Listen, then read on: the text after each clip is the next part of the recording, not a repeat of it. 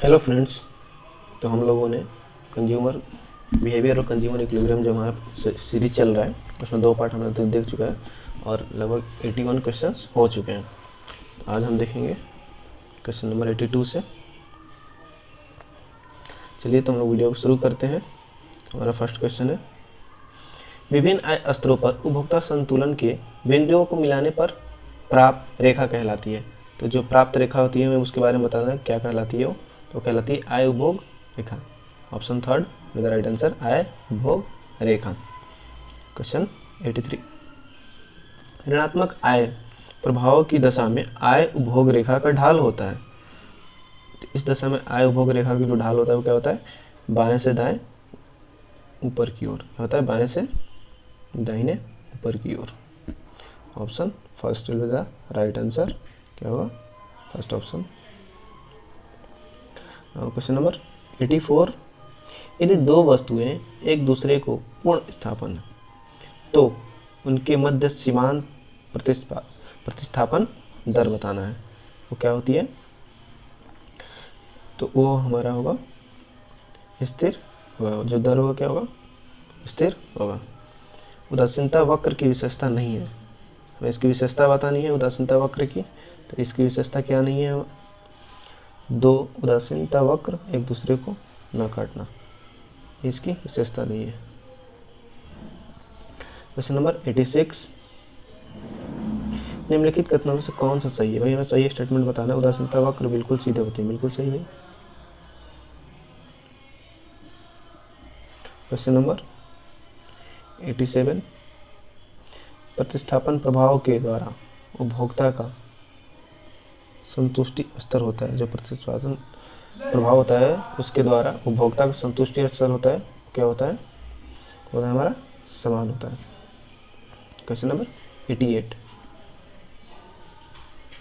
उदासीनता वक्र का साम्य बिंदु दर्शाता है। तो बताना भाई उदासीनता वक्र का साम्य बिंदु हमें क्या दर्शाता है, समान संतुष्टि। क्वेश्चन नंबर 89, उपभोक्ता की बचत की सही गणना, जो उपभोक्ता की बचत है उसकी सही गणना, तो हमें बताना है कि भाई उसकी सही गणना क्या होगी। उसकी सही गणना क्या होगा, सही गणना नहीं किया जा सकता भाई। उपभोक्ता की बचत का सही गणना करना मुश्किल होता है। 90, उपभोक्ता की बचत निम्नलिखित में से किसके प्रति अधिकतम होती है। तो अनिवार्यता है प्रति, जो अनसर्टेनिटी होती है उसके प्रति अधिकतम होती है। 91 की बात करते हैं हम लोग।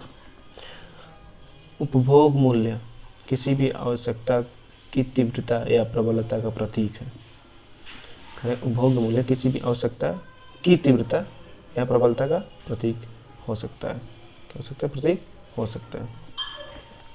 क्वेश्चन नंबर 92, x की y के लिए सीमांत प्रतिस्थापन दर वस्तु y की वह मात्रा है जिसका x की प्रत्येक अतिरिक्त इकाई प्राप्त करने के लिए उपभोक्ता त्याग करने को तत्पर है। यह कथन किसका है भाई, हमें इसके बारे में बताना है कि यह कथन किसने दिया था।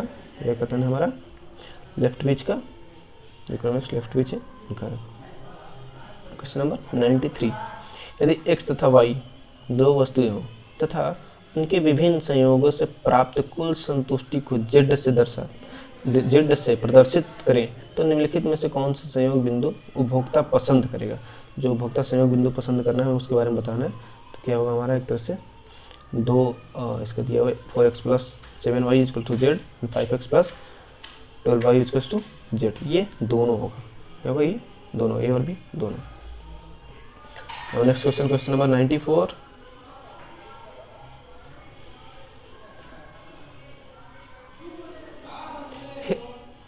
हिक्स के अनुसार उपभोक्ता अनुभव की गई संतुष्टि को क्रम दे सकता है। करे हिक्स जो है उसके अनुसार उपभोक्ता जो अनुभव की गई है उसकी संतुष्टि को क्रम दे सकता है तो वरीयता। क्या बोलते हैं हम लोग, वरीयता बोलते हैं। Option B will the right answer. Question number 95, उदासीनता वक्र की वक्रता किस पर निर्भर करती है। तो ये करती है दो वस्तुओं के मध्य स्थापनता एवं पूरकता दोनों के अंश पर निर्भर करती है। Option C will be the right answer.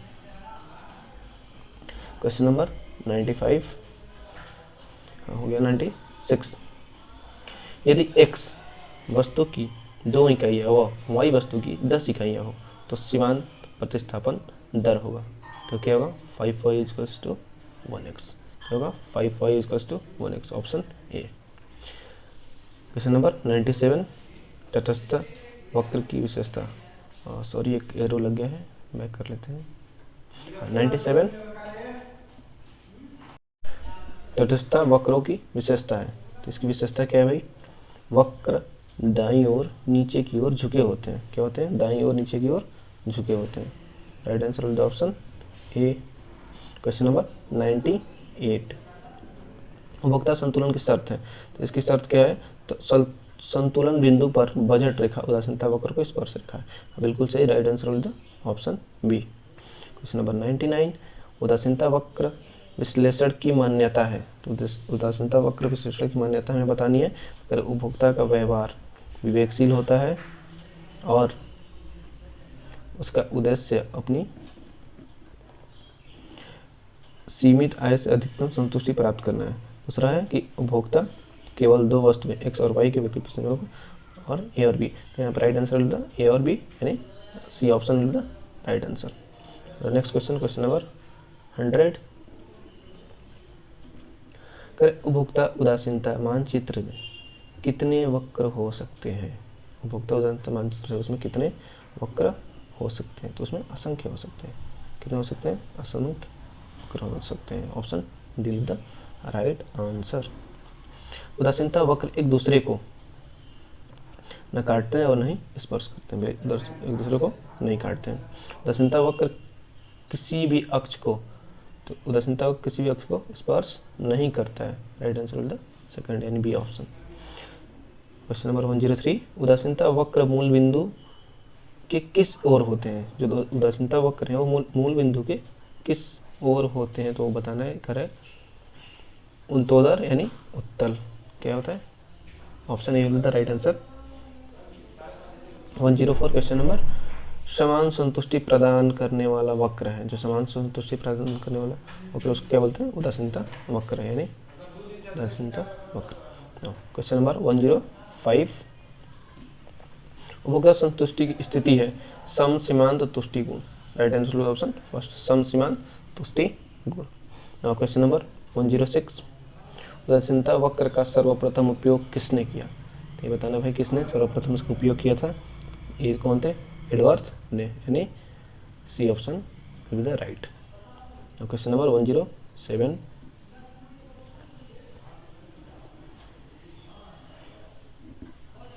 कीमत उपभोग वक्र का ढाल निम्न में से क्या दर्शाता है। जो कीमत उपभोग वक्र का ढाल है वो क्या दर्शाता है, वो वस्तुओं की प्रकृति को दर्शाता है। C option is the right answer. Question number 108 प्रतिस्थापन प्रभाव सदैव होता है। तो प्रतिस्थापन प्रभाव क्या होता है, हमेशा नेगेटिव होता है। सॉरी क्या होता है, ऑप्शन ए नेगेटिव होता है। क्वेश्चन नंबर 109 जब कीमत उपभोग वक्र की ढाल ऋणात्मक होता है तो यह वस्तुओं की स्थिति, कौन सी स्थिति को दर्शाता है। तो बताना भाई वस्तुओं की कौन सी स्थिति को यह दर्शाता है। तो इसका आंसर होगा प्रतिस्थापन को तथा धनात्मक मान की प्रतिलोच को, यानी दोनों को दर्शाता है, ए और बी दोनों को। क्वेश्चन नंबर 110 उपभोक्ता व्यवहार को समझने के लिए किस विधि का प्रयोग किया जाता है। राइट आंसर उदासीनता वक्र विश्लेषण, यानी B will be the right answer. Question number 111 तटस्थता वक्र को अन्य किस नाम से जाना जाता है। तो इसको किस नाम से जाना जाता है, उसे उदासीनता वक्र के नाम से जाना जाता है। क्वेश्चन नंबर 112 उदासीनता वक्रों का ढाल होता है। तो इसका ढाल जो होता है वो हमें बताना है क्या होता है, ऋणात्मक होता है। क्वेश्चन नंबर 113 उदासीनता वक्र विश्लेषण की मान्यता नहीं है। तो इसकी मान्यता क्या नहीं है, तो उपभोक्ता किसी भी वस्तु के उपभोग से पूर्णतः संतुष्ट होता है, इसकी मान्यता नहीं है। क्वेश्चन नंबर 114 उदासीनता वक्र का ढाल कम होता जाता है, इसका कारण है। इसका हमें कारण बताना है। तो इसका कारण क्या है, प्रतिस्थापन की सीमांत दर का घटने, प्रतिस्थापन का सीमांत दर है वो घटने लगती है। और क्वेश्चन नंबर 115 यहाँ पे क्वेश्चन नंबर 119 तक हम लोग देखेंगे। यदि दो वस्तुएं एक दूसरे की पूर्ण स्थापन्न है तो उदासीनता वक्र होगा। तो उदासीनता वक्र क्या होगा भाई, हमें बताना है। उदासीनता वक्र समांतर में वृद्धि होगा। Sorry, option B will be the right answer.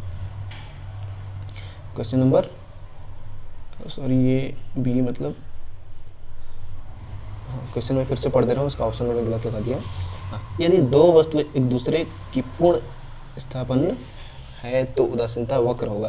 तो उदासीनता वक्र क्या होगा, दोनों अक्ष को मिलाने वाली एक सीधी रेखा, यानी ऑप्शन बी। ऑप्शन बी मैंने सही बोला, बट लगा दिया मैंने 114 में।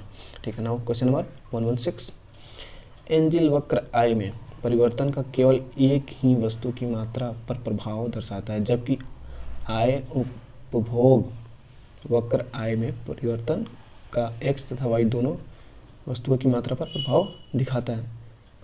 इसका क्या होगा, ये सही है, यानी राइट आंसर भी ऑप्शन ए सही है। ये घटिया वस्तु के संदर्भ में आय प्रभाव होता है, तो क्या होता है, ऋणात्मक। भाई आय बढ़ेगी तो घटिया वस्तु नहीं करते हैं, इसलिए वो ऋणात्मक उसकी डिमांड। क्वेश्चन नंबर 118, एंजिल वक्र आय में परिवर्तन कितनी वस्तुओं की मात्रा पर प्रभाव दर्शाता है। तो कितनी वस्तुओं पर, एक वस्तु की मात्रा पर प्रभाव दर्शाता है। The last question is question number 119, एक वस्तु के लिए आय प्रभाव उस समय धनात्मक होता है जब उपभोक्ता की आय में वृद्धि के फलस्वरूप वस्तु के क्या इफेक्ट पड़ेगा, उपभोग में वृद्धि होती है। तो अगर एक वस्तु के लिए आय प्रभाव उस समय धनात्मक होता है, आय प्रभाव क्या होता है, धनात्मक होगा जब उपभोक्ता की आय में वृद्धि के फलस्वरूप वस्तु के उपयोग में भी वृद्धि हो। क्या होगा, वस्तु के उपयोग में भी वृद्धि हो। ओके दोस्तों, तो ये पार्ट यहीं पे ख़त्म होता है। धन्यवाद। नेक्स्ट पार्ट जल्दी ही आपको अपलोड कर दिया जाएगा। Okay, thank you. और जो भी दोस्त चाहते हैं कि मैं इसका जो क्वेश्चन आंसर है टॉपिक वाइज इंग्लिश में कराऊँ, तो आप लोग मुझे कमेंट में बता सकते हैं। ओके, धन्यवाद।